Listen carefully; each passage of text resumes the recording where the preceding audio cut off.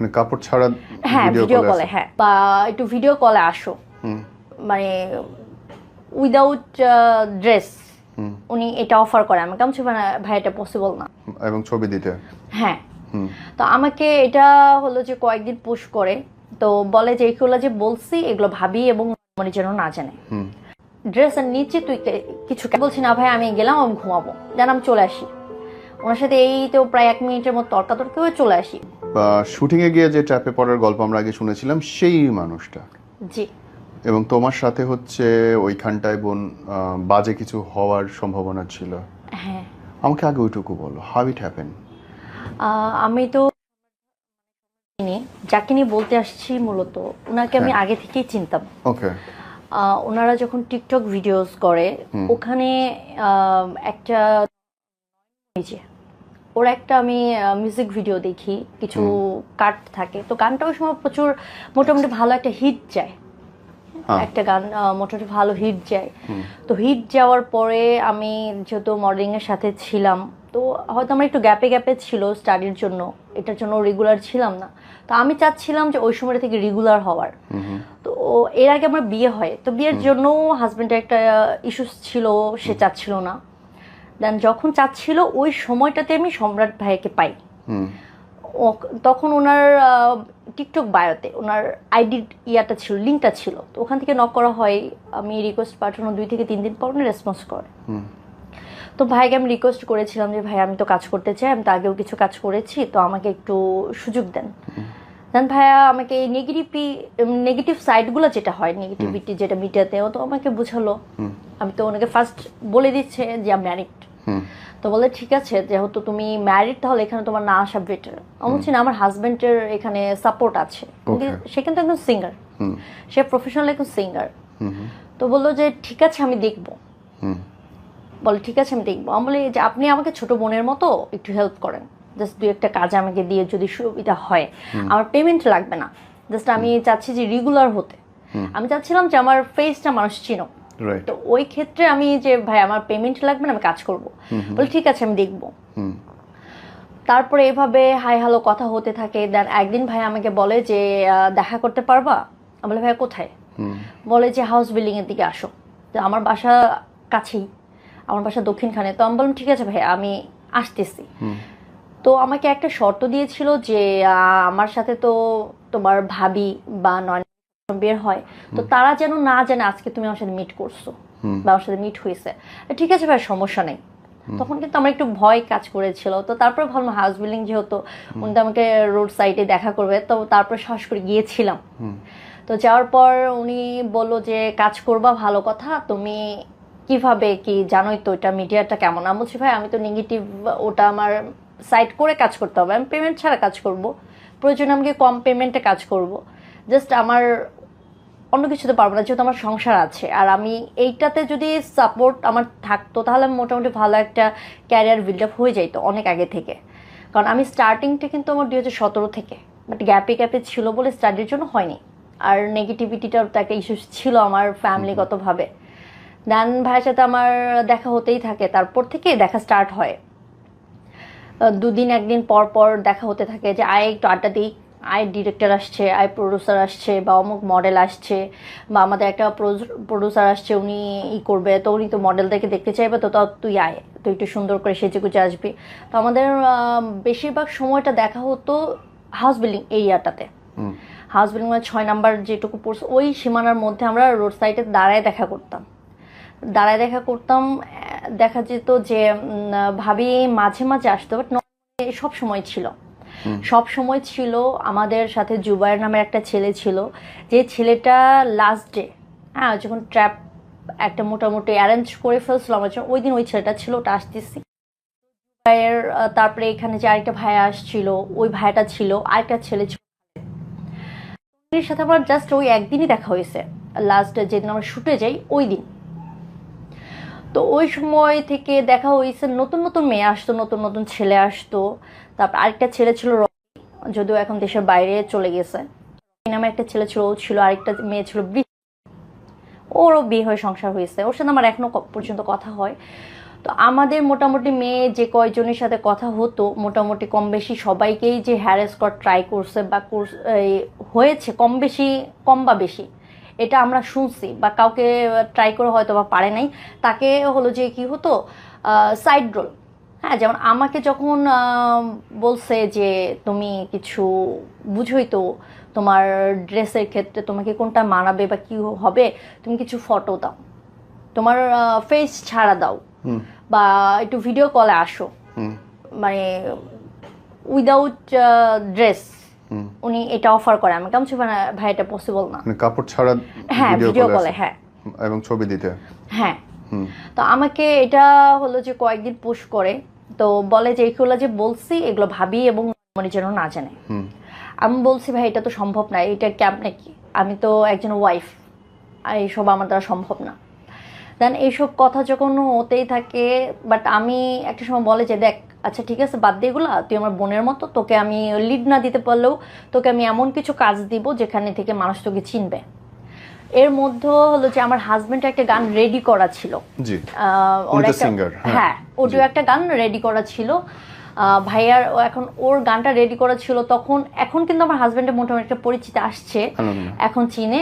তো ওই সময়টাতে ওকে তেমন কেউ চিনতো না, ওর প্রতিভা থাকলেও তেমন কেউ চিনতো না।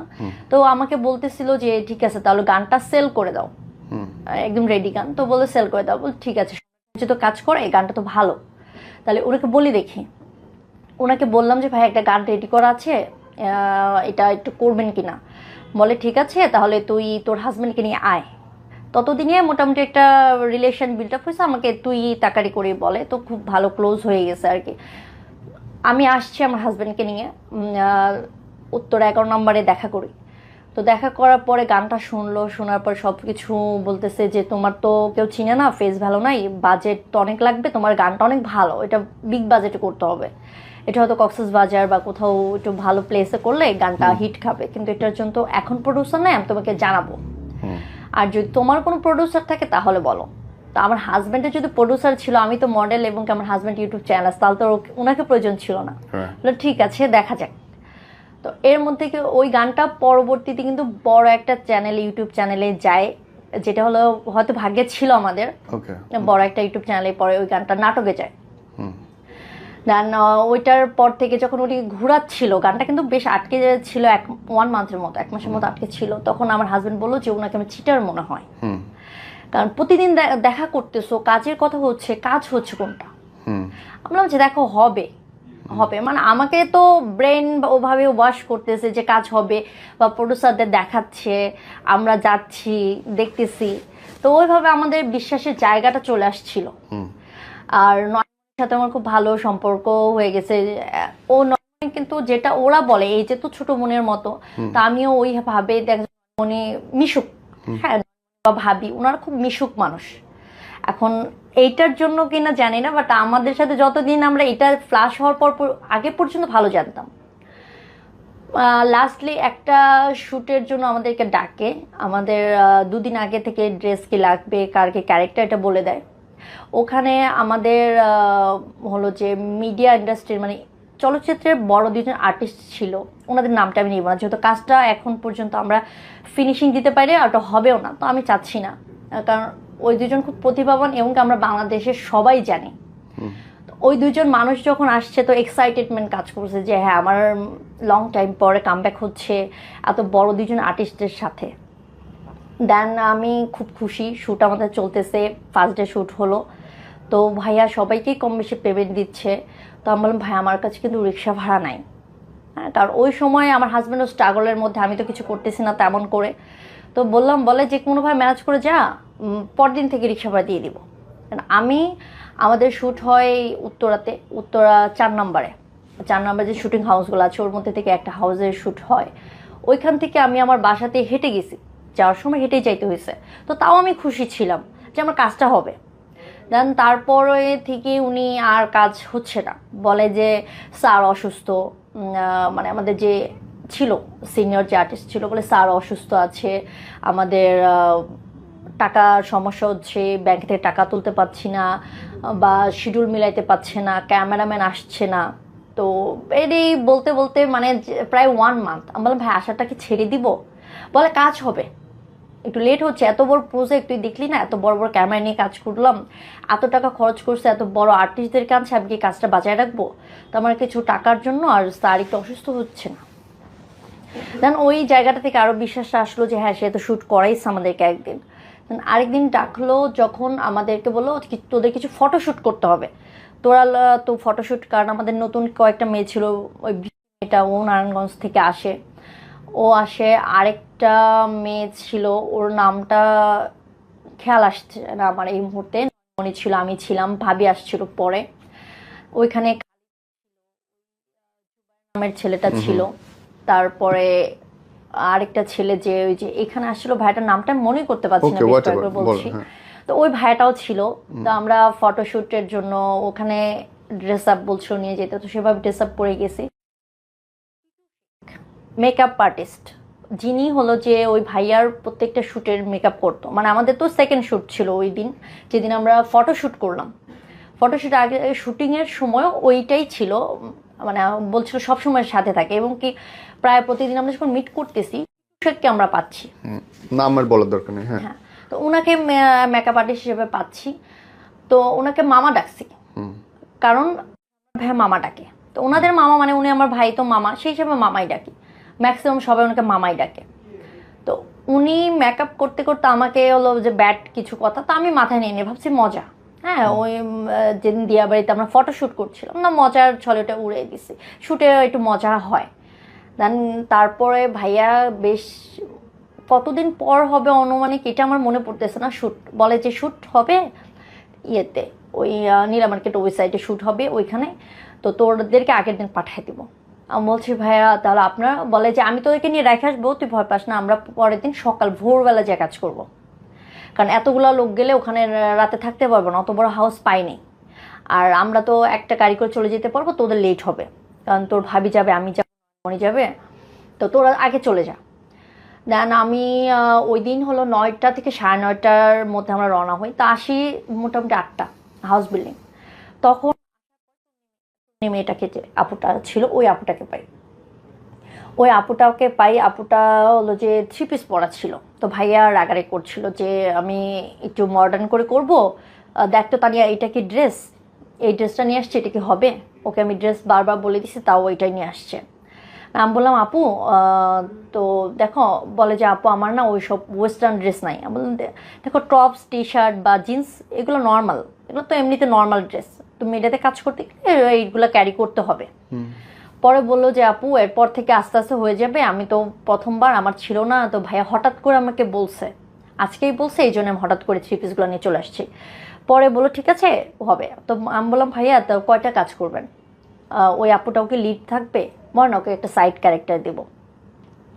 তো আমাকে যেটা বললো যে 2টা লিজেন্ডারি সিঙ্গারের কথা, তো আমি বললাম ঠিক আছে, আমি তো খুব খুশি, মহা খুশি যে কাজ করব।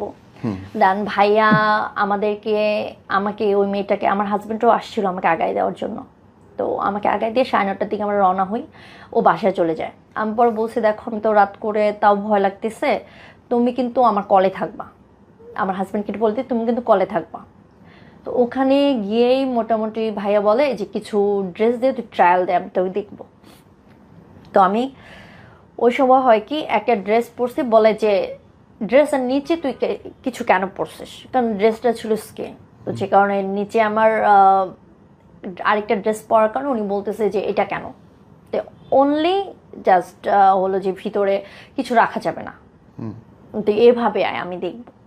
আমার ভাই এইভাবে তো সম্ভব না। তো যাই হোক ওই দিন যাওয়ার পরে ওই দিন ভাইয়া চলে গেছে, ভাইয়া তবে যাওয়ার আগে আমাকে কিছু ব্রেন ওয়াশ করে গেছে, মিস করে গেলাম।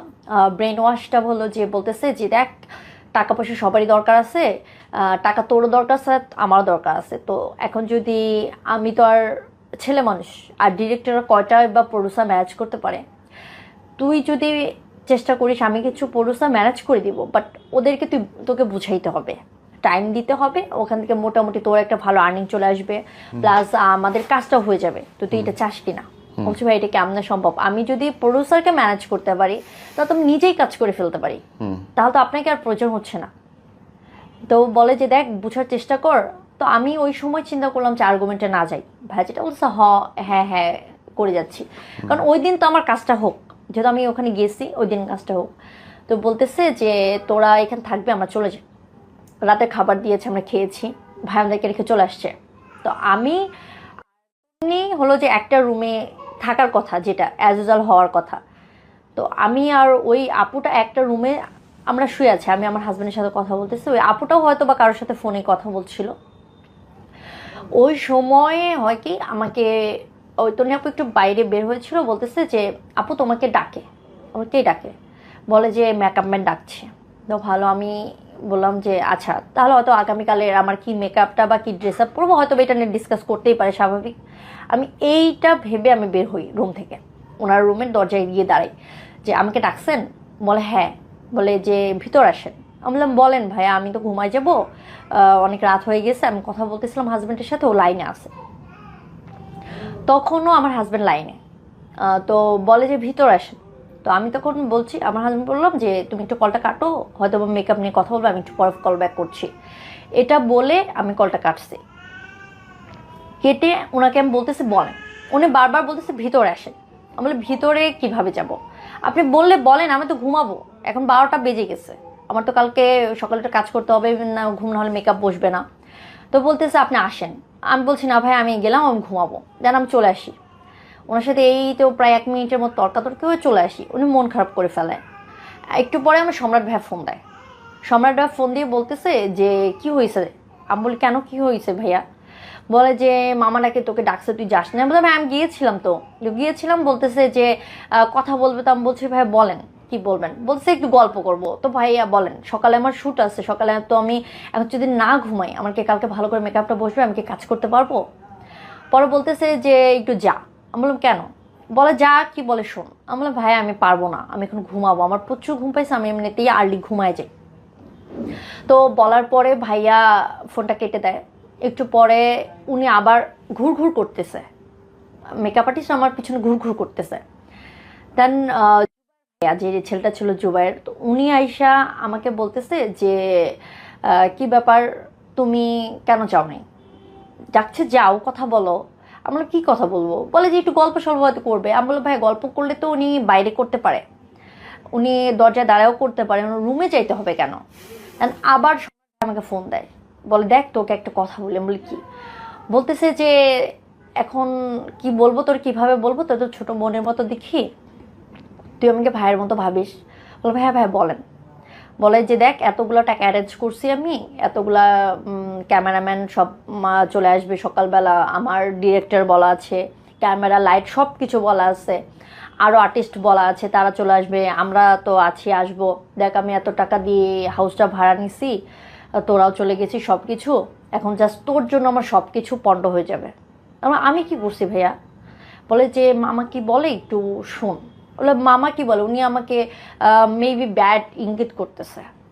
উনি বললো যে ডিরেক্ট বলে ফেললো যে সে তোকে কাছে পাইতে চাচ্ছে, তুই একটু বুঝ, এ তো কেউ জানবে না, জাস্ট আমার তোর আর মা এর মধ্যে থাকবে। ভাই এটা কেমন কথা বললেন?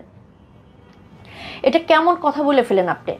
আমি যেন ওয়াইফ, আর আপনি আমাকে বোন বলছেন, আপনি বোনকে এটা কিভাবে বলতে পারেন? জাস্ট তাও একটা মেকআপ আর্টিস্টের সাথে আমি এটা করবো, ওর সাথে আমার যায় কিভাবে কি বলতেছেন? তো আপনি যদি কেউ বলতো আপনি পারতেন? দেন উনি বলতেছে তুই এটা কেমন কথা বললি, তুই আমার তো এত বড় কথাটা বলার রাইট কিভাবে রাখলি? বলে মুখের ফোনটা কেটে দিচ্ছে। দেন একটু পর আসছে আমার রুমে, এসে বলতেছে তানিয়া কি হয়েছে? আমি বললাম ভাইয়া কি হয়েছে জানেন না? বলে তুমি কি এই কাজটা ঠিক করছো? আমি বললাম কোন কাজটা? বলে যে তোমাকে যাই কিছু বলো তুমি অন্যভাবে বলতে পারতা, যে ভাই আপনি আমাকে ছোট বোনের মধ্যে দেখেন এটা কিভাবে করলেন, বাট যে কতটা কাছের, তার কতটা আপন তুমি এটা জানো, তার কথা তুমি কিভাবে বললা? আমরা সে আমাকে কিভাবে বলা রাইট লাগলো? আমিও তো কারো বোন, আমি কারো ওয়াইফ, সে তো ভালো করে জানে। তো সে নয়নমণির কথা শুনতে পারতেছে না, এটা যদি আমার বড় ভাই শুনে তার রিয়াকশন কি থাকবে? তো তার তো এটা বোঝাতে ছিল, নয়নমণিকে বললাম সহ্য করতে পারবো না, তাহলে সেও কারো বোন। এটা বলার পর বললো যে ঠিক করে না, ভাইকে সরি ভাবে বুঝানোর ট্রাই করতেছে, কেন বলছি এটা ভুল করে ফেলছি। পরে আমি ওনাকে এটা নিয়ে পরে ফোন দিই বলি ভাইয়া হয়তো ভাবে বলা উচিত হয় নাই, বাট এটা আমার খুব কষ্ট লাগছে। খুব কষ্ট লাগছে, দেন আমি এটা এভাবে বলে ফেলছি, তো ভাই আমার এটা সম্ভব না, আমি শ্যুট করবো না, আমি চলে যাবো। পর বলতেছে আমার এতগুলো টাকা কিভাবে জড়বে না। আমি বলছি আপনি মেকআপ আর্টিস্টের থেকে নিয়ে নেবেন, কারণ এইটার দায়িত্ব আমার না, প্রশ্নে আসে, রাইট। এটার দায়িত্ব আমার না। এটা যদি আপনি আগে বলতেন তাহলে আমি শুটেই আসতাম না। তো ওই সময় আবার মেয়েটা সাথে এক রুমে ওনার লকড, যখন আমি ভাইয়ের সাথে তর্কাতর্কিগুলো চলতেছে ওরা লকড। তো আমি বেশ অনেকক্ষণ দরজা নক করার পর প্রায় 3 থেকে 5 মিনিট পর দরজা খুলছে। তখন আমি আমার হাজব্যান্ডকে ফোন দিয়ে বলতেছি যে এরকম হয়েছে, শেয়ার করছি যে তুমি প্লিজ একটু ভিডিও কল, আমাকে সকাল পর্যন্ত এখন তার বের হতে পারবো না, তুমি একটু থাকো, আমার ভয় করতেছে। তাহলে আমার হাজব্যান্ড প্রায় সারা রাত ওভাবেই রয়েছে আমার সাথে কলে। যখন 5টা 5:30টার মতো বাজে, ওই সময়টায় ভাইয়া পরে বলতেছে ঠিক আছে সকালে তোদেরকে টাকা দিচ্ছি 1000, আমি বিকাশ পাঠায় তোরা চলে যা, শ্যুট করবো না, যা হয়েছে হয়েছে, আমার লস।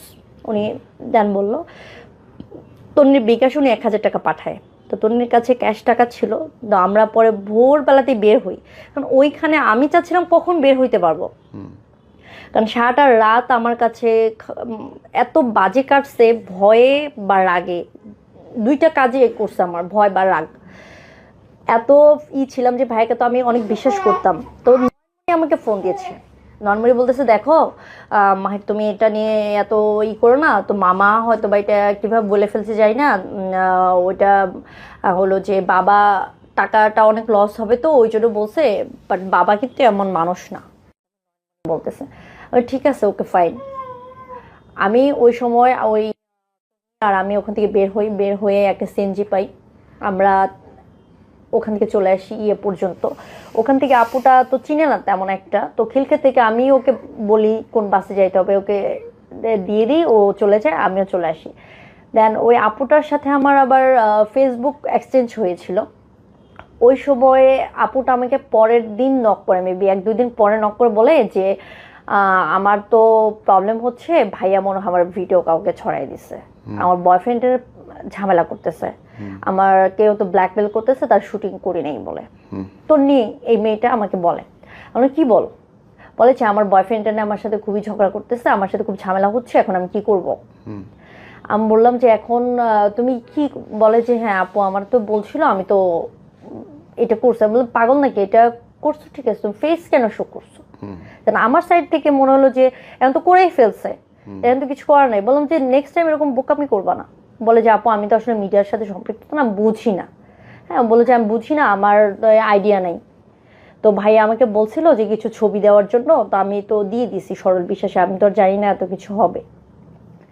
দেন আবার মেয়েটা আমাকে নক করে বলে যে আপু আসলেও ওইটা আমার ভাইয়া কিছু করে নাই, ওটা আমার বয়ফ্রেন্ডের কাছে পাসওয়ার্ড ছিল, ও নিজে আমাকে ওই পাসওয়ার্ড থেকে করেছে, এটা ভাইয়ার আসলে দোষ না। এটা পরে ওইটা যা হোক ওখান থেকে বের হয়ে আসলাম। ওখান থেকে বের হয়ে আসার আমি যখন আব্দুল্লাহপুরে আসছি তখন ভাইয়া বলতেছে ডেট আবার ফেলবো, এটা বাদ দে, আমরা মামাকে আর কাজে নিব না। দেন বললো মামাকে আর কাজে নিব না, কাজ হবে আমাদের। ওকে ফাইন, কাজ হবে। তো সে অপেক্ষাতে আবার হলো নতুন করে শুরু, যেহেতু সে সরি বলছে, ইভেন মানে আমাকে বলতেছে নেক্সট টাইম থেকে এই মামাকে আর দেখবা না, যেহেতু উনি এরকম একটা দুঃসাহস দেখাইছে, তোমাকে এত আদর করে, বাবা এত আদর করে, আমরা এত আদর করি কাছের, উনি জানার পরে যেহেতু এরকম একটা দুঃসাহস দেখাইছে, তাকে আর রাখবো না। তো তুমি প্লিজ এটা নিয়ে মন খারাপ করো, তুমি আমাদের সাথে থাকো, কাজ হবে। তারপরে কিছু গ্রুপ, হ্যাঁ কক্সবাজারে শুটে যাবে, কিছু গ্রুপ ওপেন করলো, 2টা গ্রুপ ছিল মেবি, 2টা গ্রুপ ছিল। প্রথমেরটাতে একটু গন্ডগোল হওয়ার পরে সবাই লিভ নিয়ে সেকেন্ডটাতে। ওখানে যেটা হইলো যে কক্সবাজার যাবে 8টা গানের শ্যুট করার জন্য, 8টা বা 10টা এরকম, 8টা বা 10টা গানের শ্যুট করতে যাবে। ওইখানে ওই যে আমরা যে গ্রুপের যেগুলো ছিলাম, এছাড়াও আরও 2-1 মেয়ে অ্যাড হয়েছে যাদের সাথে আমার দেখা হয় নাই বা সেরকমভাবে ব্যক্তিগতভাবে কথা হয়নি, শুধু গ্রুপে ওখানে চ্যাট হয়েছে।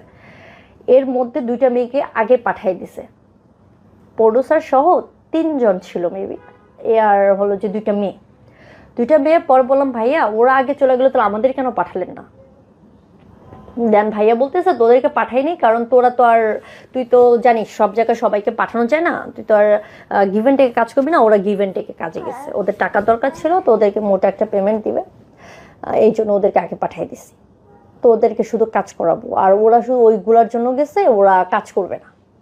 ওরা প্রডিউসারদের তো মেয়ে দিতে হয় আমার, তো ওদের টাকা দরকার, ওরা গেছে, ওরা কাজ করবে না, ওরা চলে আসবে।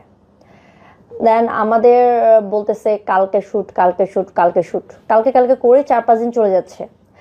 পর বলতেছে যে দেখ তোরা ঝামেলা করতেছিস, এখান থেকে আমার শিডিউল ফাঁসতেছে, আমার ঝামেলা হচ্ছে। ওনার ওখানে প্রডিউসারগুলো এতদিন আছে, এরা কি যেই সেই হোটেলে আছে, ভালো মানের হোটেলে আছে, এদিকে টাকা যাচ্ছে না। তারপরে আবার হলো যে ইয়ারে করে গেছে।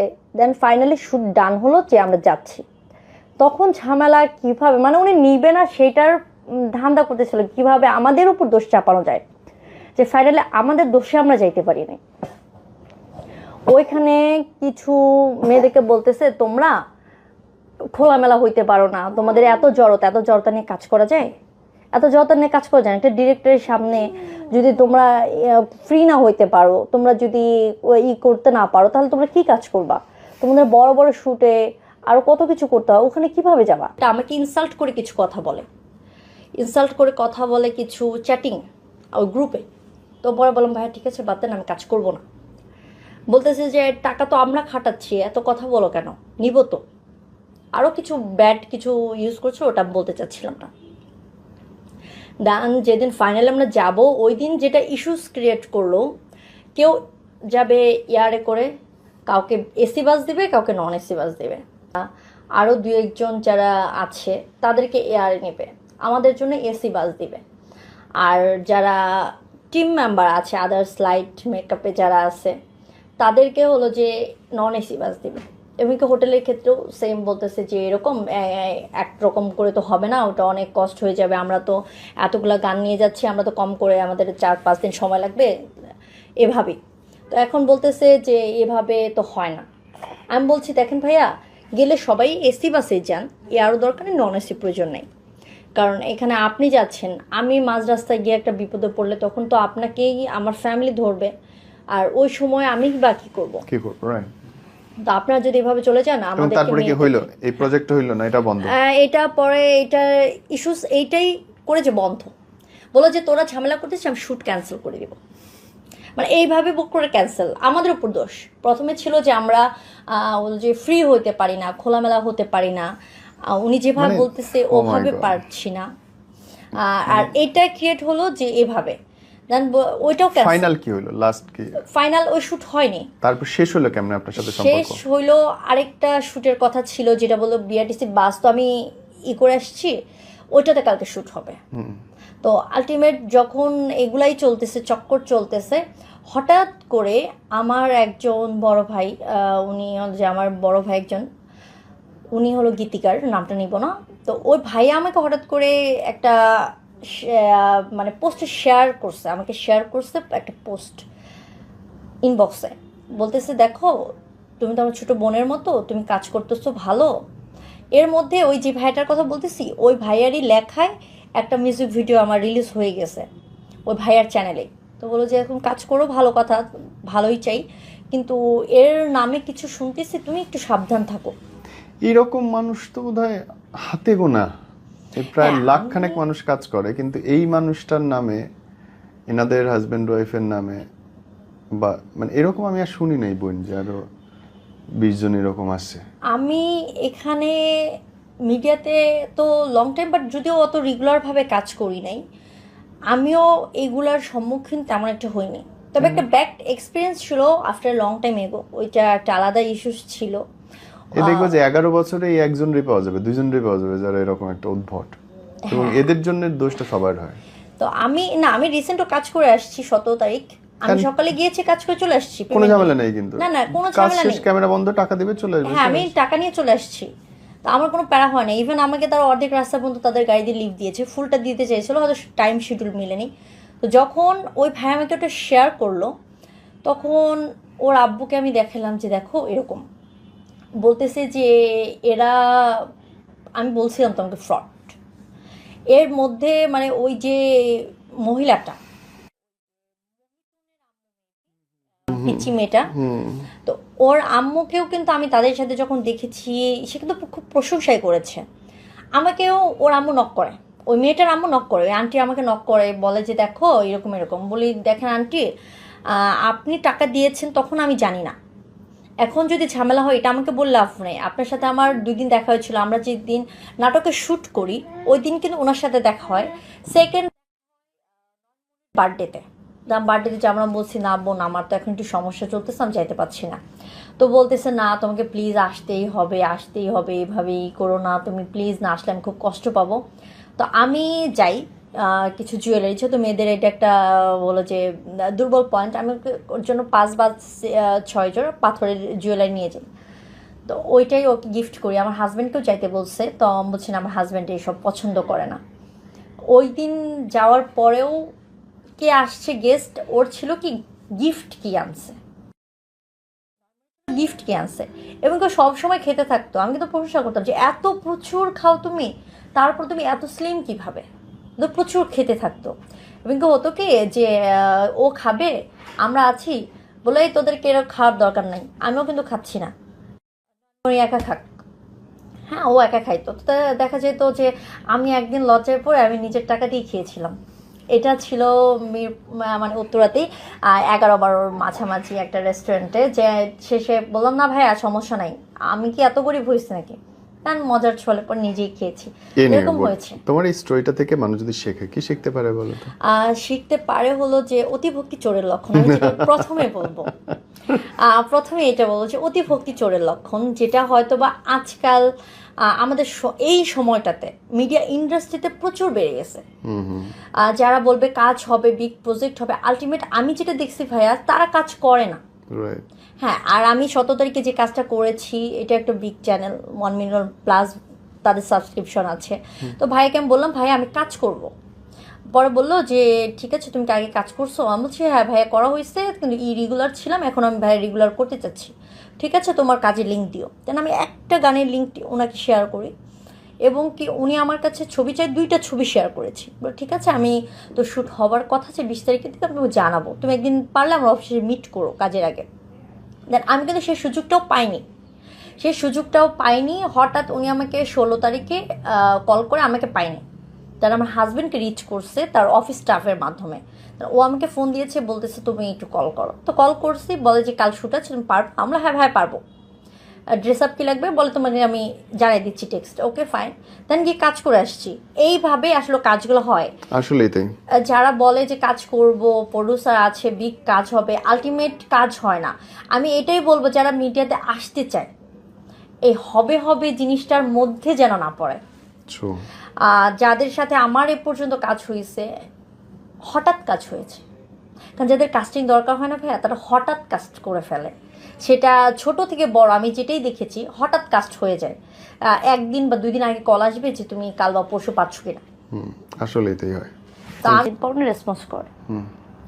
তো ভাইকে আমি রিকোয়েস্ট করেছিলাম যে ভাই আমি তো কাজ করতে চাই, আমি তো আগেও কিছু কাজ করেছি, তো আমাকে একটু সুযোগ দেন। দেন ভাইয়া আমাকে নেগেটিভ সাইডগুলো যেটা হয়, নেগেটিভিটি যেটা মিডিয়াতেও, তো আমাকে বুঝালো। আমি তো ওনাকে ফার্স্ট বলে দিচ্ছে যে আমি ম্যারিড। তো বলে ঠিক আছে যেহেতু তুমি ম্যারিড তাহলে এখানে তোমার না আসা বেটার। আমি বলছি না আমার হাজবেন্ডের এখানে সাপোর্ট আছে, সে কিন্তু একজন সিঙ্গার, সে প্রফেশনাল একজন সিঙ্গার। তো বললো যে ঠিক আছে আমি দেখবো। বলে ঠিক আছে আমি দেখবো। আমি বলি যে আপনি আমাকে ছোট বোনের মতো একটু হেল্প করেন, জাস্ট 2-1টা কাজ আমাকে দিয়ে যদি সুবিধা হয়, আমার পেমেন্ট লাগবে না, জাস্ট আমি চাচ্ছি যে রেগুলার হতে। আমি চাচ্ছিলাম যে আমার ফেসটা মানুষ চিনো, তো ওই ক্ষেত্রে আমি যে ভাই আমার পেমেন্ট লাগবে না, আমি কাজ করবো। বলে ঠিক আছে আমি দেখবো। তারপরে এভাবে হাই হ্যালো কথা হতে থাকে। দেন একদিন ভাই আমাকে বলে যে দেখা করতে পারবা? আমি বলে ভাইয়া কোথায়? বলে যে হাউস বিল্ডিং এর দিকে আসো। তো আমার বাসা কাছেই, আমার বাসা দক্ষিণখানে। তো আমি বললাম ঠিক আছে ভাই আমি আসতেছি। তো আমাকে একটা শর্ত দিয়েছিল যে আমার সাথে তো তোমার ভাবি বা বের হয়, তো তারা যেন না জানে আজকে তুমি আমার সাথে মিট করছো বা আমার সাথে মিট হয়েছে। ঠিক আছে ভাই সমস্যা নেই। তখন কিন্তু আমার একটু ভয় কাজ করেছিল। তো তারপরে ভাবলাম হাউস বিল্ডিং যেহেতু, উনি তো আমাকে রোড সাইডে দেখা করবে, তো তারপরে সাহস করে গিয়েছিলাম। তো যাওয়ার পর উনি বললো যে কাজ করবা, ভালো কথা, তুমি কিভাবে কি জানোই তো এটা মিডিয়াটা কেমন। আমি বলছি ভাই আমি তো নেগেটিভ, ওটা আমার সাইড করে কাজ করতে হবে, আমি পেমেন্ট ছাড়া কাজ করব, প্রয়োজনে আমাকে কম পেমেন্টে কাজ করব, জাস্ট আমার অন্য কিছুতে পারবো না, যেহেতু আমার সংসার আছে। আর আমি এইটাতে যদি সাপোর্ট আমার থাকতো তাহলে আমি মোটামুটি ভালো একটা ক্যারিয়ার বিল্ড আপ হয়ে যাইতো অনেক আগে থেকে। কারণ আমি স্টার্টিংটা কিন্তু আমার 2017 থেকে, বাট গ্যাপে ছিল বলে স্টাডির জন্য হয়নি। আর নেগেটিভিটিটার তো একটা ইস্যু ছিল আমার ফ্যামিলিগতভাবে।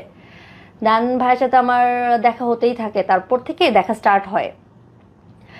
দুদিন একদিন পর পর দেখা হতে থাকে যে আয় একটু আড্ডা দিই, আয় ডিরেক্টর আসছে, আয় প্রডিউসার আসছে, বা অমুক মডেল আসছে, বা আমাদের একটা প্রডিউসার আসছে, উনি করবে, তো উনি তো মডেলদেরকে দেখতে চাইবে, তো তাও তুই আয়, তুই একটু সুন্দর করে সেজে গুজে আসবি। তো আমাদের বেশিরভাগ সময়টা দেখা হতো হাউস বিল্ডিং এরিয়াটাতে। হাউস বিল্ডিং 6 নাম্বার যেটুকু পড়ছে ওই সীমানার মধ্যে আমরা রোড সাইডে দাঁড়ায় দেখা করতাম। দেখা যেত যে ভাবি মাঝে মাঝে আসতো, বাট সব সময় ছিল। আমাদের সাথে জুবাইর নামের একটা ছেলে ছিল, যে ছেলেটা লাস্ট ডে, হ্যাঁ, যখন ট্র্যাপ একটা মোটামুটি অ্যারেঞ্জ করে ফেলছিল আমার জন্য, ওই দিন ওই ছেলেটা ছিল, ওটা আসতেছি। ভাইয়ের তারপরে এখানে যে আরেকটা ভাইয়া আসছিল, ওই ভাইয়াটা ছিল, আরেকটা ছেলে ছিল, এর সাথে আমার জাস্ট ওই একদিনই দেখা হয়েছে, লাস্ট যেদিন আমরা শুটে যাই ওই দিন। তো ওই সময় থেকে দেখা হয়েছে, নতুন নতুন মেয়ে আসতো, নতুন নতুন ছেলে আসতো। তারপর আরেকটা ছেলে ছিল, যদিও এখন দেশের বাইরে চলে গেছে, নামে একটা ছেলে ছিল, ও ছিল। আরেকটা মেয়ে ছিল, ওরও বিয়ে হয়ে সংসার হয়েছে, ওর সাথে আমার এখনো পর্যন্ত কথা হয়। তো আমাদের মোটামুটি মেয়ে যে কয়জনের সাথে কথা হতো, মোটামুটি কম বেশি সবাইকেই যে হ্যারাস করার ট্রাই করছে বা হয়েছে, কম বা বেশি, এটা আমরা শুনছি। বা কাউকে ট্রাই করে হয়তো বা পারে নাই, তাকে হলো যে কি হতো, সাইড রোল। হ্যাঁ, যেমন আমাকে যখন বলছে যে তুমি কিছু বুঝোই তো, তোমার ড্রেসের ক্ষেত্রে তোমাকে কোনটা মানাবে বা কি হবে, তুমি কিছু ফটো দাও, তোমার ফেস ছাড়া দাও, বা একটু ভিডিও কলে আসো, মানে উইদাউট ড্রেস। উনি এটা অফার করে, আমি কামছি ভাই এটা পসিবল না, কাপড় ছাড়া, হ্যাঁ, ভিডিও কলে, হ্যাঁ, এবং ছবি দিতে, হ্যাঁ। তো আমাকে এটা হলো যে কয়েকদিন পুশ করে, তো বলে যে এগুলো যে বলছি এগুলো ভাবি এবং মনে যেন না জানে। আমি বলছি ভাই এটা তো সম্ভব না, এটা কেমনে কি, আমি তো একজন ওয়াইফ, আর এইসব আমার দ্বারা সম্ভব না। দেন এইসব কথা যখন হতেই থাকে, বাট আমি একটা সময় বলে যে দেখ, আচ্ছা ঠিক আছে, বাদ দিয়ে এগুলো, তুই আমার বোনের মতো, তোকে আমি লিড না দিতে পারলেও তোকে আমি এমন কিছু কাজ দিব যেখানে থেকে মানুষ তোকে চিনবে। এর মধ্যে হলো যে আমার হাজবেন্ডের একটা গান রেডি করা ছিল, হ্যাঁ, অডিও একটা গান রেডি করা ছিল ভাইয়ার। এখন ওর গানটা রেডি করা ছিল তখন, এখন কিন্তু আমার হাজবেন্ডের মোটামুটি একটা পরিচিতি আসছে, এখন চিনে। তো ওই সময়টাতে ওকে তেমন কেউ চিনতো না, ওর প্রতিভা থাকলেও তেমন কেউ চিনতো না। তো আমাকে বলতেছিল যে ঠিক আছে তাহলে গানটা সেল করে দাও, একদম রেডি গান, তো বলে সেল করে দাও। বল ঠিক আছে, তো কাজ করে, এই গানটা তো ভালো, তাহলে ওনাকে বলি দেখি। ওনাকে বললাম যে ভাই একটা গান রেডি করা আছে, এটা একটু করবেন কিনা। বলে ঠিক আছে, তাহলে তুই তোর হাজবেন্ডকে নিয়ে আয়। ততদিনে মোটামুটি একটা রিলেশন বিল্ড আপ হয়েছে, আমাকে তুই তাকারি করে বলে, তো খুব ভালো ক্লোজ হয়ে গেছে আর কি। আমি আসছি আমার হাজবেন্ডকে নিয়ে, উত্তর 11 নম্বরে দেখা করি। তো দেখা করার পরে গানটা শোনার পর সব কিছু বলতেছে যে তোমার তো কেউ চিনে না, ফেস ভালো নাই, বাজেট তো অনেক লাগবে, তোমার গানটা অনেক ভালো, এটা বিগ বাজেটে করতে হবে, এটা হয়তো কক্সবাজার বা কোথাও একটু ভালো প্লেসে করলে গানটা হিট খাবে, কিন্তু এটার জন্য তো এখন প্রডিউসার নাই, আমি তোমাকে জানাবো, আর যদি তোমার কোনো প্রডিউসার থাকে তাহলে বলো। তো আমার হাজব্যান্ডের যদি প্রডিউসার ছিল, আমি তো মডেল এবং আমার হাজব্যান্ড ইউটিউব চ্যানেল, তাহলে তো ওনাকে প্রয়োজন ছিল না। ঠিক আছে, দেখা যাক। তো এর মধ্যে ওই গানটা পরবর্তীতে কিন্তু বড় একটা চ্যানেল, ইউটিউব চ্যানেলে যায়, যেটা হলো হয়তো ভাগ্যে ছিল আমাদের, বড় একটা ইউটিউব চ্যানেলে পরে ওই গানটা নাটকে যায়। দেন ওইটার পর থেকে যখন উনি ঘুরাচ্ছিল গানটা, কিন্তু বেশ আটকে ছিল 1 মান্থের মতো, 1 মাসের মতো আটকে ছিল। তখন আমার হাজবেন্ড বললো যে ওনাকে আমি চিটার মনে হয়, কারণ প্রতিদিন দেখা করতেছো, কাজের কথা হচ্ছে, কাজ হচ্ছে কোনটা। আমরা বলছি দেখো হবে, মানে আমাকে তো ব্রেন ওভাবে ওয়াশ করতেছে যে কাজ হবে, বা প্রডিউসারদের দেখাচ্ছে, আমরা যাচ্ছি দেখতেছি, তো ওইভাবে আমাদের বিশ্বাসের জায়গাটা চলে আসছিল। আর সাথে আমার খুব ভালো সম্পর্ক হয়ে গেছে।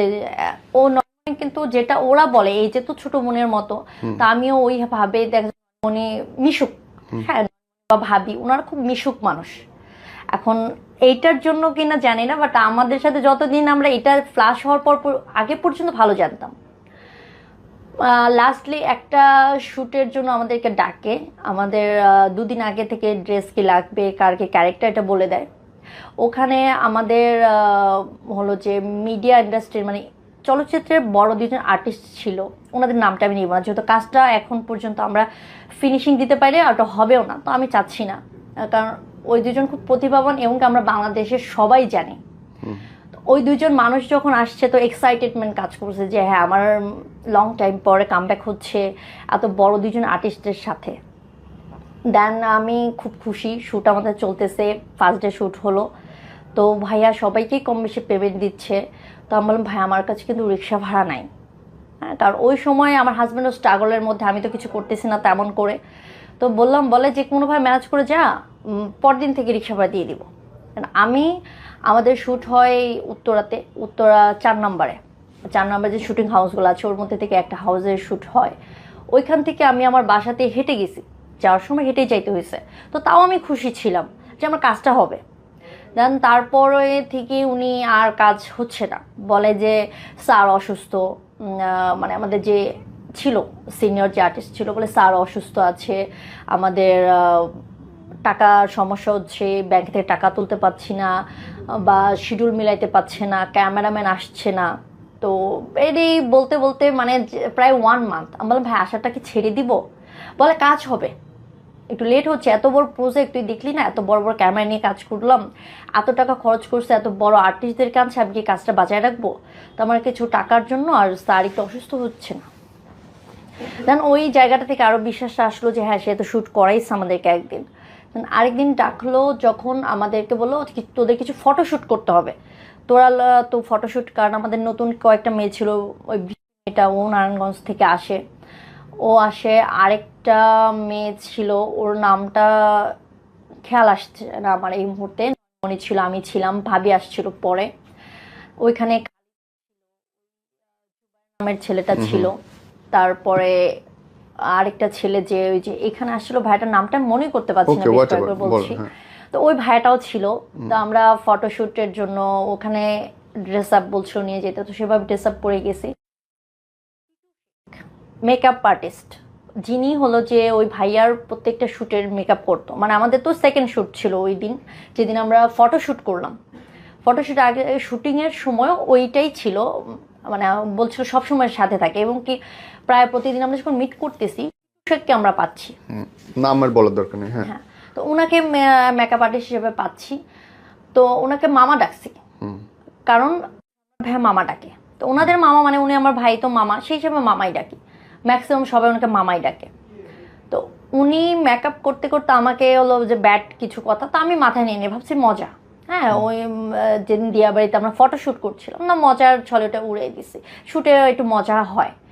দেন তারপরে ভাইয়া বেশ কতদিন পর হবে অনুমানিক এটা আমার মনে পড়তেছে না, শ্যুট বলে যে শ্যুট হবে ইয়েতে ওই নীলা মার্কেট ওয়েবসাইটে শ্যুট হবে ওইখানে, তো তোদেরকে আগের দিন পাঠিয়ে দিব। আমি বলছি ভাইয়া তাহলে আপনারা, বলে যে আমি তোদেরকে নিয়ে রেখে আসবো, তুই ভয় পাস না, আমরা পরের দিন সকাল ভোরবেলা যে কাজ করব, কারণ এতগুলো লোক গেলে ওখানে রাতে থাকতে পারবো না, অত বড় হাউস পাইনি, আর আমরা তো একটা গাড়ি করে চলে যেতে পারবো, তোদের লেট হবে, কারণ তোর ভাবি যাবে, আমি যাবো, মনে যাবে, তো তোরা আগে চলে যা। দেন আমি ওই দিন হলো 9টা থেকে 9:30টার মধ্যে আমরা রওনা হই, তা আসি মোটামুটি 8টা, হাউস বিল্ডিং। তখন মেয়েটাকে যে আপুটা ছিল ওই আপুটাকে পাই, আপুটা হলো যে 3 পিস পরা ছিল, তো ভাইয়া রাগারে করছিল যে আমি একটু মডার্ন করে করবো, দেখতো তানিয়া এটা কি ড্রেস, এই ড্রেসটা নিয়ে আসছে, এটা কি হবে? ওকে আমি ড্রেস বারবার বলে দিছি, তাও ওইটাই নিয়ে আসছে। আমি বললাম আপু তো দেখো, বলে যে আপু আমার না ওই সব ওয়েস্টার্ন ড্রেস নাই। আমি বললাম দেখো টপস টি শার্ট বা জিন্স এগুলো নর্মাল, এগুলো তো এমনিতে নর্মাল ড্রেস, তুমি এটাতে কাজ করতে গেলে এইগুলো ক্যারি করতে হবে। পরে বললো যে আপু এরপর থেকে আস্তে আস্তে হয়ে যাবে, আমি তো প্রথমবার আমার ছিল না, তো ভাইয়া হঠাৎ করে আমাকে বলছে, আজকেই বলছে, এই জন্য আমি হঠাৎ করে 3 পিসগুলো নিয়ে চলে আসছি। পরে বললো ঠিক আছে হবে। তো আমি বললাম ভাইয়া তো কয়টা কাজ করবেন? ওই আপুটা ওকে লিড থাকবে, মনে ওকে একটা সাইড ক্যারেক্টার দেব। তো আমাকে যেটা বললো যে 2টা লিজেন্ডারি সিঙ্গারের কথা, তো আমি বললাম ঠিক আছে, আমি তো খুব খুশি, মহা খুশি যে কাজ করব। দেন ভাইয়া আমাকে ওই মেয়েটাকে, আমার হাজব্যান্ডও আসছিল আমাকে আগায় দেওয়ার জন্য, তো আমাকে আগায় দিয়ে 9:30টার দিকে আমরা রওনা হই, ও বাসায় চলে যায়। আমি পরে বলছি দেখো আমি তো রাত করে, তাও ভয় লাগতেছে, তুমি কিন্তু আমার কলে থাকবা, আমার হাজব্যান্ডকে বলতে তুমি কিন্তু কলে থাকবা। তো ওখানে গিয়েই মোটামুটি ভাইয়া বলে যে কিছু ড্রেস দিয়ে তুই ট্রায়াল দে, আমি তোকে দেখবো। তো আমি ওই সময় হয় কি একটা ড্রেস পরছি, বলে যে ড্রেসের নিচে তুই কিছু কেন পরছিস, কারণ ড্রেসটা ছিল স্কিন, তো যে কারণে নিচে আমার আরেকটা ড্রেস পরার কারণে উনি বলতেছে যে এটা কেন, তো অনলি জাস্ট হলো যে ভিতরে কিছু রাখা যাবে না, তো এভাবে আমি দেখব। আমার ভাই এভাবে তো সম্ভব না। তো যাই হোক, ওই দিন যাওয়ার পরে ওই দিন ভাইয়া চলে গেছে। ভাইয়া তবে যাওয়ার আগে আমাকে কিছু ব্রেন ওয়াশ করে গেছে, মিস করে গেলাম। ব্রেন ওয়াশটা হলো যে বলতেছে যে দেখ টাকা পয়সা সবারই দরকার আছে, টাকা তোরও দরকার আছে, আমারও দরকার আছে, তো এখন যদি আমি তো আর ছেলে মানুষ, আর ডিরেক্টররা কয়টা বা প্রডিউসার ম্যানেজ করতে পারে, তুই যদি চেষ্টা করিস আমি কিছু প্রডিউসার ম্যানেজ করে দিব, বাট ওদেরকে তোকে বুঝাইতে হবে, টাইম দিতে হবে, ওখান থেকে মোটামুটি তোর একটা ভালো আর্নিং চলে আসবে, প্লাস আমাদের কাজটাও হয়ে যাবে। তো তুই এটা চাস কিনা? বলছি ভাই এটা কেমনে সম্ভব, আমি যদি প্রডিউসারকে ম্যানেজ করতে পারি তাহলে তো আমি নিজেই কাজ করে ফেলতে পারি, তাহলে তো আপনাকে আর প্রয়োজন হচ্ছে না। তো বলে যে দেখ বুঝার চেষ্টা কর। তো আমি ওই সময় চিন্তা করলাম যে আর্গুমেন্টে না যাই, ভাই যেটা বলছে হ্যাঁ হ্যাঁ করে যাচ্ছি, কারণ ওই দিন তো আমার কাজটা হোক, যেহেতু আমি ওখানে গেছি ওই দিন কাজটা হোক। তো বলতেছে যে তোরা এখানে থাকবে, আমরা চলে যাই। রাতে খাবার দিয়েছে, আমরা খেয়েছি, ভাই আমাদেরকে রেখে চলে আসছে। তো আমি হলো যে একটা রুমে থাকার কথা, যেটা অ্যাজ ইউজুয়াল হওয়ার কথা, তো আমি আর ওই আপুটা একটা রুমে আমরা শুয়ে আছি, আমি আমার হাজব্যান্ডের সাথে কথা বলতেছি, ওই আপুটাও হয়তো বা কারোর সাথে ফোনে কথা বলছিল। ওই সময়ে হয় কি আমাকে ওই তনি আপু একটু বাইরে বের হয়েছিল, বলতেছে যে আপু তোমাকে ডাকে। আমাকেই ডাকে, বলে যে মেকআপ ম্যান ডাকছে। তো ভালো, আমি বললাম যে আচ্ছা তাহলে হয়তো আগামীকালে আমার কি মেকআপটা বা কি ড্রেস আপ পরবো, হয়তো এটা নিয়ে ডিসকাস করতেই পারে, স্বাভাবিক। আমি এইটা ভেবে আমি বের হই রুম থেকে, ওনার রুমের দরজায় গিয়ে দাঁড়াই, যে আমাকে ডাকছেন? বলে হ্যাঁ। বলে যে ভিতর আসেন। আমি বললাম বলেন ভাইয়া, আমি তো ঘুমাই যাবো, অনেক রাত হয়ে গেছে, আমি কথা বলতেছিলাম হাজব্যান্ডের সাথে, ও লাইনে আছে। তখনও আমার হাজব্যান্ড লাইনে। তো বলে যে ভিতর আসেন। তো আমি তখন বলছি, আমার হাজব্যান্ড বললাম যে তুমি একটু কলটা কাটো, হয়তো মেকআপ নিয়ে কথা বলবো, আমি একটু পরে কল ব্যাক করছি। এটা বলে আমি কলটা কাটছি। কেটে ওনাকে আমি বলতেছি বলেন, উনি বারবার বলতেছে ভিতরে আসেন। আমি বলি ভিতরে কিভাবে যাব? আপনি বললে বলেন, আমি তো ঘুমাবো, এখন 12টা বেজে গেছে, আমার তো কালকে সকালে একটা কাজ করতে হবে, না ঘুম না হলে মেকআপ বসবে না। তো বলতেছে আপনি আসেন।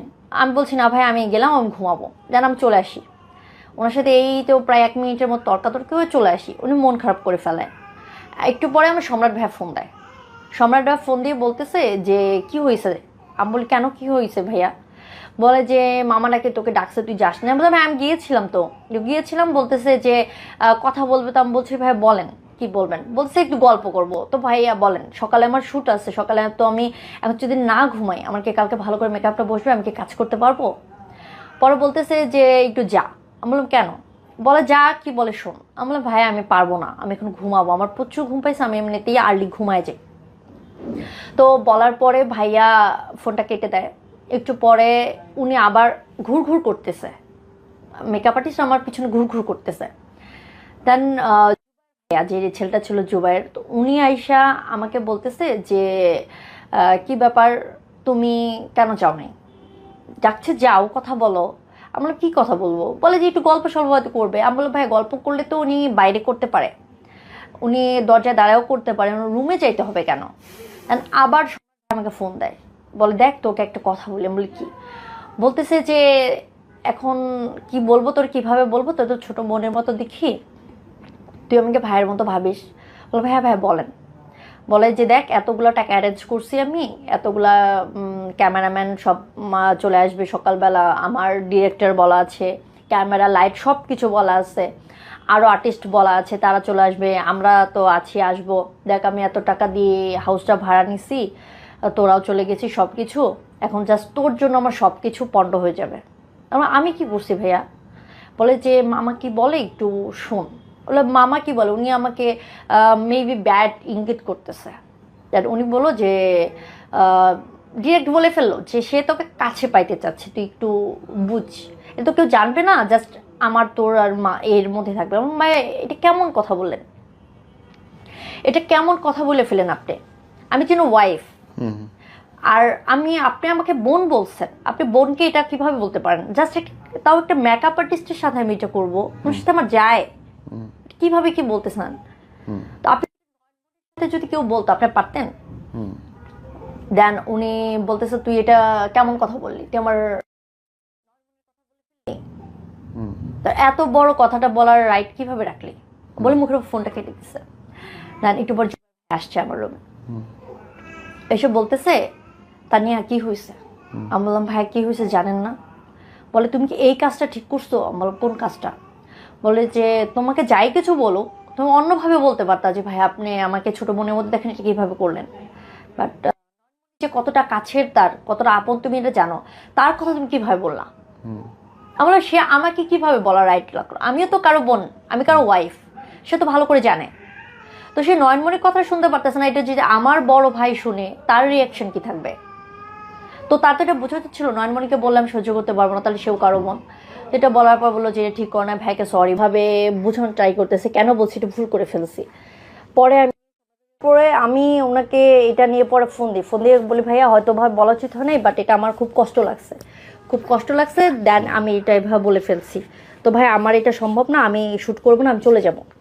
পর বলতেছে আমার এতগুলো টাকা কিভাবে জড়বে না? আমি বলছি আপনি মেকআপ আর্টিস্টের থেকে নিয়ে নেবেন, কারণ এইটার দায়িত্ব আমার না, এটা দায়িত্ব আমার না। এটা যদি আপনি আগে বলতেন তাহলে আমি শুটেই আসতাম না। তো ওই সময় আবার মেয়েটা সাথে এক রুমে ওনার লকড, যখন আমি ভাইয়ের সাথে তর্কাতর্কিগুলো চলতেছে ওরা লকড। তো আমি বেশ অনেকক্ষণ দরজা নক করার পর প্রায় 3 থেকে 5 মিনিট পরে দরজা খুলছে। তখন আমি আমার হাজব্যান্ডকে ফোন দিয়ে বলতেছি যে এরকম হয়েছে, শেয়ার করছি যে তুমি প্লিজ একটু ভিডিও কল আমাকে সকাল পর্যন্ত, এখন তো আর বের হতে পারবো না, তুমি একটু থাকো, আমার ভয় করতেছে। তাহলে আমার হাজব্যান্ড প্রায় সারা রাত ওভাবেই রয়েছে আমার সাথে কলে। যখন 5টা 5:30টার মতো বাজে, ওই সময়টায় ভাইয়া পরে বলতেছে ঠিক আছে সকালে তোদেরকে টাকা দিচ্ছি 1000, আমি বিকাশ পাঠায় তোরা চলে যা, শ্যুট করবো না, যা হয়েছে আমার লস। উনি দেন বললো তন্নির বিকাশ, উনি 1000 টাকা পাঠায়। তো তন্নির কাছে ক্যাশ টাকা ছিল, তো আমরা পরে ভোরবেলাতেই বের হই, কারণ ওইখানে আমি চাচ্ছিলাম কখন বের হইতে পারবো, কারণ সারাটা রাত আমার কাছে এত বাজে কাটছে, ভয়ে বা রাগে, 2টা কাজে করছে আমার, ভয় বা রাগ। এত ছিলাম যে ভাইকে তো আমি অনেক বিশ্বাস করতাম। তো আমাকে ফোন দিয়েছে, নর্মালি বলতেছে দেখো মাহির তুমি এটা নিয়ে এত করো না, তো মামা হয়তো বা এটা কীভাবে বলে ফেলছে যাই না, ওইটা হলো যে বাবা টাকাটা অনেক লস হবে তো ওই জন্য বলছে, বাট বাবা কিন্তু এমন মানুষ না বলতেছে। ঠিক আছে ওকে ফাইন। আমি ওই সময় আমি ওখান থেকে বের হয়ে একটা সিএনজি পাই, আমরা ওখান থেকে চলে আসি পর্যন্ত। ওখান থেকে আপুটা তো চিনে না তেমন একটা, তো খিলকে থেকে আমি ওকে বলি কোন বাসে যাইতে হবে, ওকে দিয়ে দিই, ও চলে যায়, আমিও চলে আসি। দেন ওই আপুটার সাথে আমার আবার ফেসবুক এক্সচেঞ্জ হয়েছিল। ওই সময়ে আপুটা আমাকে পরের দিন নক করে, মেবি 1-2 দিন পরে নক করে বলে যে আমার তো প্রবলেম হচ্ছে, ভাইয়া মনে হয় আমার ভিডিও কাউকে ছড়াই দিছে, আমার বয়ফ্রেন্ডের ঝামেলা করতেছে, আমার কেউ তো ব্ল্যাকমেল করতেছে, তার শুটিং করি নাই বলে। তন্নি এই মেয়েটা আমাকে বলে, আমরা কি বল, বলেছে আমার বয়ফ্রেন্ডটা আমার সাথে খুবই ঝগড়া করতেছে, আমার সাথে খুব ঝামেলা হচ্ছে, এখন আমি কি করব? আমি বললাম যে এখন তুমি কি, বলে যে হ্যাঁ আপু আমার তো বলছিল আমি তো এটা করছি। আমি বললাম পাগল নাকি, এটা করছো ঠিক আছে, তুমি ফেস কেন শো করছো? আমার সাইড থেকে মনে হলো যে এখন তো করেই ফেলছে, এখন তো কিছু করার নাই। বললাম যে নেক্সট টাইম এরকম বোকামি করবা না। বলে যে আপু আমি তো আসলে মিডিয়ার সাথে সম্পৃক্ত না, বুঝি না। হ্যাঁ বলে যে আমি বুঝি না, আমার আইডিয়া নাই। তো ভাই আমাকে বলছিল যে কিছু ছবি দেওয়ার জন্য, তো আমি তো দিয়ে দিছি সরল বিশ্বাসে, আমি তো জানি না এত কিছু হবে। দেন আবার মেয়েটা আমাকে নক করে বলে যে আপু আসলেও ওইটা আমার ভাইয়া কিছু করে নাই, ওটা আমার বয়ফ্রেন্ডের কাছে পাসওয়ার্ড ছিল, ও নিজে আমাকে ওই পাসওয়ার্ড থেকে করেছে, এটা ভাইয়ার আসলে দোষ না। এটা পরে ওইটা যা হোক ওখান থেকে বের হয়ে আসলাম। ওখান থেকে বের হয়ে আসার আমি যখন আব্দুল্লাহপুরে আসছি তখন ভাইয়া বলতেছে ডেট আবার ফেলবো, এটা বাদ দে, আমরা মামাকে আর কাজে নিব না। দেন বললো মামাকে আর কাজে নিব না, কাজ হবে আমাদের। ওকে ফাইন, কাজ হবে। তো সে অপেক্ষাতে আবার আবার হলো নতুন করে শুরু, যেহেতু সে সরি বলছে। ইভেন মানে আমাকে বলতেছে নেক্সট টাইম থেকে এই মামাকে আর দেখবা না।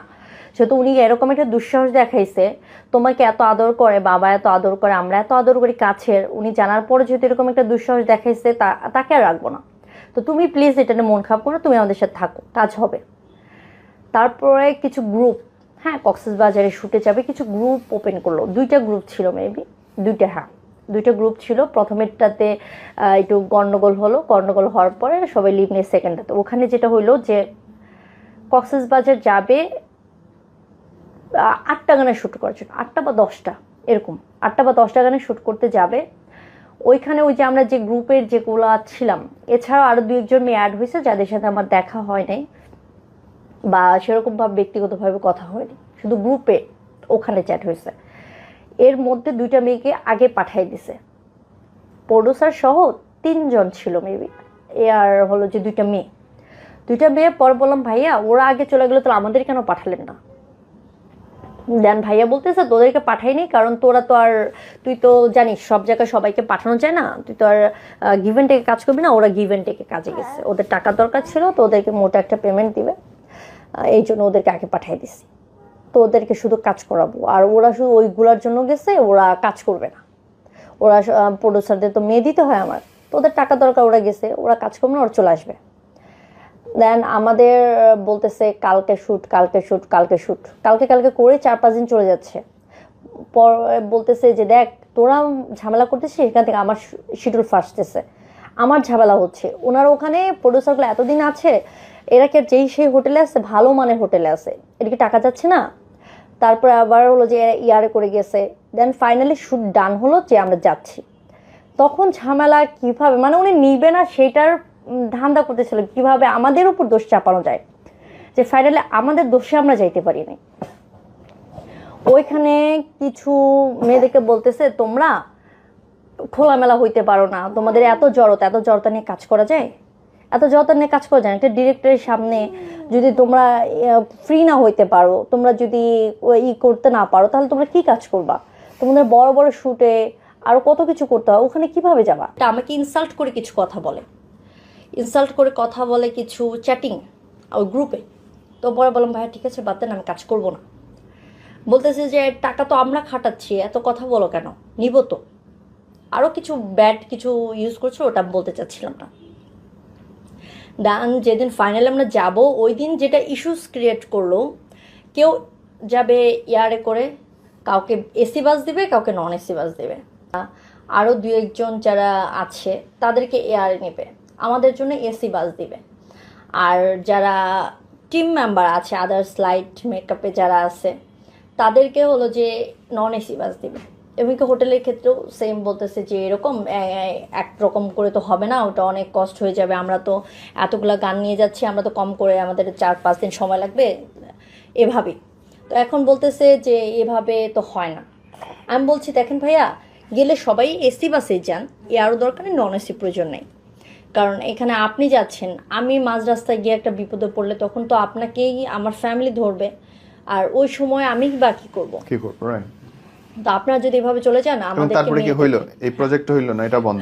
এটা পরে এটা ইস্যুস এইটাই করে যে বন্ধ, বলো যে তোরা ঝামেলা করতেছিস, আমি শ্যুট ক্যান্সেল করে দিব। মানে এইভাবে বুক করে ক্যান্সেল, আমাদের উপর দোষ।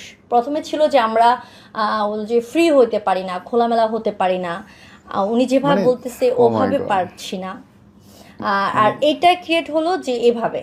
দেন ওইটাও ফাইনাল কি হলো, লাস্ট কি ফাইনাল ওই শুট হয়নি। তারপর শেষ হলো কেমনে আপনার সাথে সম্পর্ক? শেষ হইলো আরেকটা শুটের কথা ছিল, যেটা বললো বিআরটিসি বাস, তো আমি করে আসছি, ওইটাতে কালকে শুট হবে। তো আলটিমেট যখন এগুলাই চলতেছে, চক্কর চলতেছে, হঠাৎ করে আমার একজন বড় ভাই, উনি যে আমার বড় ভাই একজন, উনি হলো গীতিকার, নামটা নিব না। তো ওই ভাইয়া আমাকে হঠাৎ করে একটা মানে পোস্টে শেয়ার করছে একটা পোস্ট ইনবক্সে, বলতেছে দেখো তুমি তো আমার ছোটো বোনের মতো, তুমি কাজ করতেছো ভালো, এর মধ্যে ওই যে ভাইটার কথা বলতেছি, ওই ভাইয়ারই লেখায় একটা মিউজিক ভিডিও আমার রিলিজ হয়ে গেছে ওই ভাইয়ার চ্যানেলে। তো বলো যে এখন কাজ করো, ভালো কথা, ভালোই চাই, কিন্তু এর নামে কিছু শুনতেছি, তুমি একটু সাবধান থাকো। এরকম মানুষ তো বোধহয় হাতে গোনা, প্রায় লাখখানেক মানুষ কাজ করে, কিন্তু এই মানুষটার নামে, এনাদের হাজব্যান্ড ওয়াইফের নামে বা মানে এরকম আমি আর শুনি নাই বোন যে আরো 20 জন এরকম আছে। আমি এখানে মিডিয়াতে তো লং টাইম, বাট যদিও অত রেগুলারভাবে কাজ করি নাই, আমিও এগুলার সম্মুখীন তেমন একটা হইনি। তবে একটা ব্যাড এক্সপিরিয়েন্স ছিল আফটার লং টাইম এগো, ওইটা একটা আলাদা ইস্যুস ছিল। দেখবো যে 11 বছরে এই একজনই পাওয়া যাবে, 2 জনই পাওয়া যাবে যারা এরকম একটা উদ্ভট, এবং এদের জন্য দোষটা সবার হয়। তো আমি রিসেন্টও কাজ করে আসছি 17 তারিখ, আমি সকালে গিয়েছি, কাজ করে চলে আসছি, কোনো ঝামেলা নেই কিন্তু। না কোনো কাজ ঝামেলা শেষ, নেই, ক্যামেরা বন্ধ, টাকা দিবে, চলে আসবে। হ্যাঁ আমি টাকা নিয়ে চলে আসছি, তো আমার কোনো প্যারা হয় না। ইভেন আমাকে তারা অর্ধেক রাস্তা পর্যন্ত তাদের গাড়ি দিয়ে লিভ দিয়েছে, ফুলটা দিতে চেয়েছিল, হয়তো টাইম শিডিউল মিলেনি। তো যখন ওই ভাই আমাকে ওটা শেয়ার করলো, তখন ওর আব্বুকে আমি দেখালাম যে দেখো এরকম বলতেছে যে এরা, আমি বলছিলাম তোমাকে ফ্রড। এর মধ্যে মানে ওই যে মহিলাটা, পিচি মেয়েটা, তো ওর আম্মুকেও কিন্তু আমি তাদের সাথে যখন দেখেছি, সে কিন্তু খুব প্রশংসাই করেছে। আমাকেও ওর আম্মু নক করে, ওই মেয়েটার আম্মু নক করে, ওই আন্টি আমাকে নক করে, বলে যে দেখো এরকম এরকম। বলি দেখেন আন্টি, আপনি টাকা দিয়েছেন তখন আমি জানি না, এখন যদি ঝামেলা হয় এটা আমাকে বললে লাভ নেই। আপনার সাথে আমার 2 দিন দেখা হয়েছিল, আমরা যে দিন নাটকে শ্যুট করি ওই দিন কিন্তু ওনার সাথে দেখা হয়, সেকেন্ড বার্থডেতে যে আমরা বলছি না বোন আমার তো এখন একটু সমস্যা চলতেছে, আমি যাইতে পারছি না। তো বলতেছে না তোমাকে প্লিজ আসতেই হবে, এভাবেই করো না, তুমি প্লিজ না আসলে আমি খুব কষ্ট পাবো। তো আমি যাই, কিছু জুয়েলারি, যেহেতু মেয়েদের এটা একটা বলো যে দুর্বল পয়েন্ট, আমি ওর জন্য 5 বা 6 জোড় পাথরের জুয়েলারি নিয়ে যাই। তো ওইটাই ওকে গিফট করি। আমার হাজব্যান্ডকেও যাইতে বলছে, তো আমি বলছি না আমার হাজব্যান্ড এইসব পছন্দ করে না। ওই দিন যাওয়ার পরেও কে আসছে গেস্ট, ওর ছিল কি গিফট কি আনছে, এবং কেউ সবসময় খেতে থাকতো। আমি কিন্তু প্রশংসা করতাম যে এত প্রচুর খাও তুমি, তারপর তুমি এত স্লিম কিভাবে, তো প্রচুর খেতে থাকতো। এবং কেউ হতো কি যে ও খাবে, আমরা আছি বলে তোদেরকে এরকম খাওয়ার দরকার নাই, আমিও কিন্তু খাচ্ছি না, ওই একা খাক। হ্যাঁ ও একা খাইতো। তো দেখা যেত যে আমি একদিন লজ্জায় পড়ে আমি নিজের টাকা দিয়ে খেয়েছিলাম। এটা ছিল মানে উত্তরাতেই 11-12 মাঝামাঝি একটা রেস্টুরেন্টে, যে শেষে বললাম না ভাইয়া সমস্যা নাই, আমি কি এত গরিব হয়েছি নাকি, কারণ মজার ছলে পর নিজেই খেয়েছি, এরকম হয়েছে। তোমার এই স্টোরিটা থেকে মানুষ যদি শেখে, কি শিখতে পারে বলো তো? শিখতে পারে হলো যে অতিভক্তি চোরের লক্ষণ। আমি যেটা প্রথমে বলবো, প্রথমে এটা বলবো যে অতিভক্তি চোরের লক্ষণ, যেটা হয়তো বা আজকাল আমাদের এই সময়টাতে মিডিয়া ইন্ডাস্ট্রিতে প্রচুর বেড়ে গেছে। যারা বলবে কাজ হবে, বিগ প্রজেক্ট হবে, আলটিমেট আমি যেটা দেখছি ভাইয়া তারা কাজ করে না। হ্যাঁ, আর আমি 17 তারিখে যে কাজটা করেছি, এটা একটা বিগ চ্যানেল, 1 মিলিয়ন প্লাস তাদের সাবস্ক্রিপশন আছে। তো ভাইকে আমি বললাম ভাই আমি কাজ করব। পরে বললো যে ঠিক আছে তুমি কি আগে কাজ করছো? আমি বলছি হ্যাঁ ভাইয়া করা হয়েছে, কিন্তু ইরেগুলার ছিলাম, এখন আমি ভাইয়া রেগুলার করতে চাচ্ছি। ঠিক আছে তোমার কাজের লিঙ্ক দিও। দেন আমি একটা গানের লিঙ্কটি ওনাকে শেয়ার করি, এবং কি উনি আমার কাছে ছবি চাই, 2টা ছবি শেয়ার করেছি। ঠিক আছে আমি তো শ্যুট হওয়ার কথা যে 20 তারিখে থেকে আমি জানাবো, তুমি একদিন পারলে আমার অফিসে মিট করো কাজের আগে। দেন আমি কিন্তু সেই সুযোগটাও পাইনি। হঠাৎ উনি আমাকে 16 তারিখে কল করে, আমাকে পাইনি, তার আমার হাজব্যান্ডকে রিচ করছে তার অফিস স্টাফের মাধ্যমে। ও আমাকে ফোন দিয়েছে, বলতেছে তুমি একটু কল করো। তো কল করছি, বলে যে কাল শ্যুট আছে তুমি পারবো? আমরা হ্যাঁ ভাই পারবো। ড্রেস আপ কী লাগবে বলে তোমাকে আমি জানাই দিচ্ছি টেক্সট। Okay fine. দেন গিয়ে কাজ করে আসছি।